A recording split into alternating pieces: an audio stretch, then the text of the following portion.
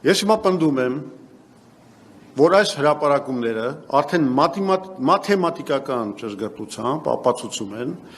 որ Նիկոլ Փաշինյանը հրեշ է, հենց այս բառն եմ օգտագործում, հրեշ է, որը 2019 թվականի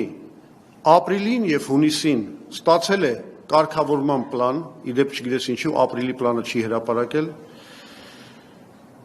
պլան, որը հաստատում է խաղաղություն եւ ապաշրջափակում, միջազգային խաղաղարար ուժերի տեղաբաշխում Արցախի ամբողջ պարագծով եւ նաեւ այն 5 շրջանում, որտեղից պիտի հայկական ուժերը դուրս գային, եւ մենք ստանում ենք խաղաղություն, պահպանելով ամբողջ Արցախը, Քելբաջարը եւ Բայց նա մերժել է այս պլանը եւ ընդհանրապես բանակցությունները, այդ մերժումով մարտահրավեր է նետել ոչ միայն Ադրբեջանին, այլ նաեւ ամբողջ միջազգային հանրությանը եւ առաջին հերթին Մինսկի խմբի համանախագահ երկրներին, Միացյալ Նահանգներին, Ֆրանսիային եւ Ռուսաստանին։ Եվ ըստ էության նա լեգիտիմացրել է այս մերժումով, բանակցություններից հրաժարումով Ադրբեջանի ագրեսիան կամ պատերազմի վերսկսումը 2020 թվականին։ Արդյունքում նա ներքաշել է մեզ մի պատերազմի մեջ, որում մենք ունեցանք եւ Արցախի ոչնչացումը եւ 5000 մեր զինվորների կյանքի կորուստը եւ ավելի ծանր նաեւ հետևանքներ ունեցանք, մեր պետությունը այսօր այնքան վնասված է եւ այնքան թուլացած է, որ խոսքը գնում է արդեն նրա գոյատևման մասին։ Ուրեմն սրանով այս հրապարակումներով ես սա ուզում եմ որ ֆիքսվի, այս հրապարակումներով պարզվեց, որ կնիքով պարզվեց արդեն։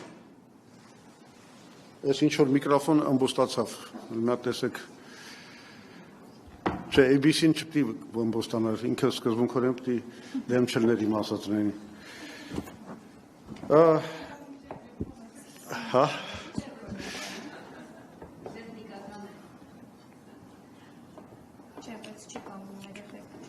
Պարկացրեք։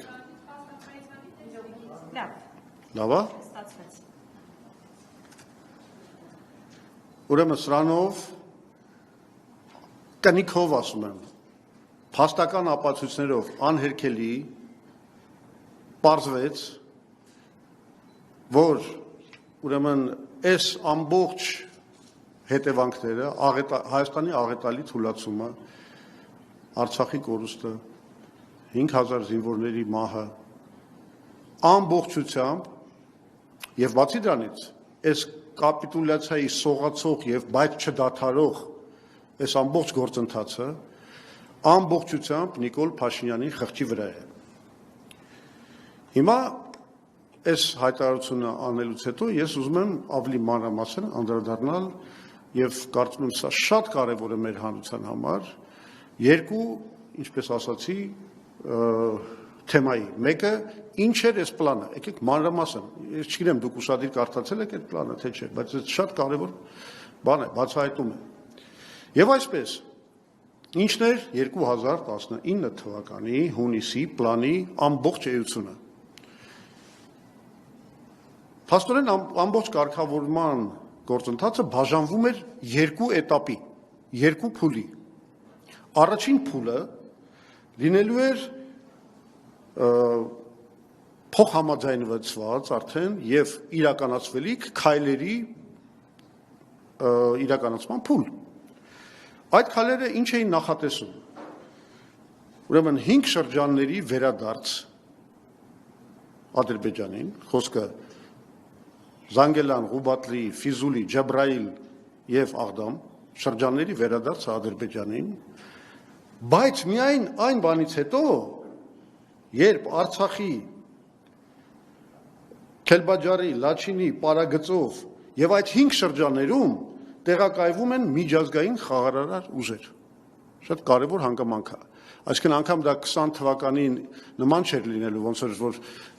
ռուսական խաղարար ուժերը մտան Լեռնային Ղարաբաղ, ոչ, նրանք մտնելու են այդ հանձնվող 5 շրջան։ Եվ շրջապատում են ամբողջ պարագծով Արցախը։ Այս 5 շրջանները պետք է մտնեին բացառապես Ադրբեջանի քաղաքացիական իշխանությունները։ Այսինքն չէր էլ մտնելու ոչ բանակը ադրբեջանական այդ 5 շրջանը, պատկերացրեք, ոչ էլ Ադրբեջանի որևէ ուժային կառույց։ Միջազգային այդ խաղարար ուժերի կազմը կորոշվեր Հայաստանի եւ Ադրբեջանի փոխադարձ կոնսենսուսով։ Այսինքն եթե մենք ինչ-որ վախեր ունենք, օրինակ հետագայում դրա մասին խոսենք, որ մեր ինքնիշխանությունը կարող ուզեր, չգիտեմ, այտենց միշտ ակնարկում են, որ ռուսական ազդեցությունը կավելանար, չգիտեմ ինչ, եւ այլն, Հայաստանի Հանրապետությունը ուներ հնարավորություն դուրս հանելու այդ միջազգային խաղարար ուժերի կազմից, օրինակի համար ռուսական ուժերի, եթե նման մտավախություն կար։ Շրջապակումը լիարժեք վերանում էր, այսինքն մենք ունենում ենք բոլոր ճանապարհների բացում, բոլոր կոմունիկացիաների բացում, բոլոր կանալների բացում, մենք անմիջապես հայտնվում էինք նորմալ տնտեսական ապաշրջապակված իրավիճակի մեջ։ Եվ մի կարևոր բան, որը Փաշինյանը եւ Ռուբինյանը հերքում են եւ ուղղակի սուտ են ասում, որ իրենք ասում են լուծարվում էր Ղարաբաղի կարգավիճակը, իրականում հակառակը սահմանվում էր միջազգայինորեն լեգիտիմ միջանկյալ կարգավիճակ։ Սա ապացուցելու համար բերեմ ձեզ մեջ բերում հենց այդ պլանից։ Մինսկի խմբի համանախագահ երկրների աջակցությամբ ճանաչվում են Լեռնային Ղարաբաղի իրավունքները, որոնք ապահովագրում են Լեռնային Ղարաբաղի լիարժեք կենսագործունեության կազմակերպումը։ Այսինքն ոչ միայն շարունակելու էին Լեռնային Ղարաբաղի Հանրապետության իշխանությունները գործել իրենց լիազորությունների լիարժեք եւ լիակատար ծավալով, այլ նաեւ այդ ծավալը իրենց լիազորությունների ճանաչվում էր միջազգային հանրության կողմից իդեմս Ֆրանսիայի, Միացյալ Նահանգների եւ Ռուսաստանի։ Ավելին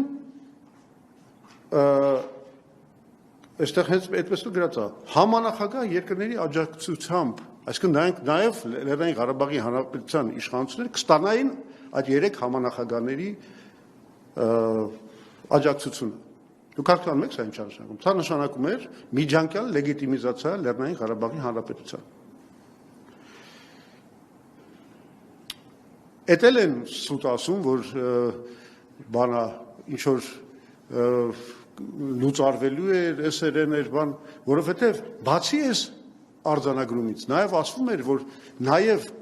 միջպետական, միջկառավարական համաձայնագրով կմասնավորեցվեն, будут детализированы, ուրեմն բոլոր լիազորությունները, որ Լեռնային Ղարաբաղի Հանրապետության կառավարությունը ունեցել է։ Մյուս կետը, որը ուղղակի ապշեցուցիչ է, Լեռնային Ղարաբաղի անվտանգությունը ապահովելու էր մի քանի երաշխիքներով։ Մեկը Լեռնային Ղարաբաղի դեմ Ադրբեջանի կողմից ուժիչ կիրառման պարտավորությամբ, սա շատ կարևոր հանգամանք է, որովհետև Ադրբեջանը թղթի վրա ստորագրությունը դնելով հրաժարվելու էր ՄԱԿ-ի կանոնադրության 51-րդ հոդվածի այդ լիազորությունից իր տարածքում ռազմական գործողություն անցկացնելուց, որը այսենց Ադրբեջանը միշտ մեջ բերում էր եւ դրա մասին էր խոսում եւ այլն, սրանից հրաժարվելու էր։ Ադրբեջանը ընդունել էր, որ ինքը իրավունք չունի Լեռնային Ղարաբաղի դեմ ռազմական որևէ գործողություն կատարել։ Բայց սա քիչ է, ավելի ապշեցուցիչ բաներ կան։ Ուրեմն Լեռնային Ղարաբաղի անվտանգության երաշխավորը էին ճանաչվում եւ դառնում Հայաստանը, Տենց էլ գրած է, հաշվի առնելով Հայաստանի հատուկ կապերը Լեռնային Ղարաբաղի հետ։ Այսինքն Լեռնային Հայաստանը ստանում էր միջազգայինորեն ճանաչված լիարժեք իրավունք միջամտելու հակամարտության մեջ, եթե հանկարծակի Ադրբեջանը խախտեր իր պարտավորությունները։ Բայց սա էլ քիչ է։ Խաղարար ուժերը մենք արդեն հասկացանք միջազգային, բայց երաշխավոր էին նաև դառնում այս անվտանգության համանախագահ երկրները, այսինքն Ամերիկան, Ֆրանսիան եւ Ռուսաստանը, ինչպես նաև ՄԱԿ-ի անվտանգության խորհուրդը դառնում էին Լեռնային Ղարաբաղի, ոչ թե համաձայնակ, այլ Լեռնային Ղարաբաղի անվտանգության երաշխավոր։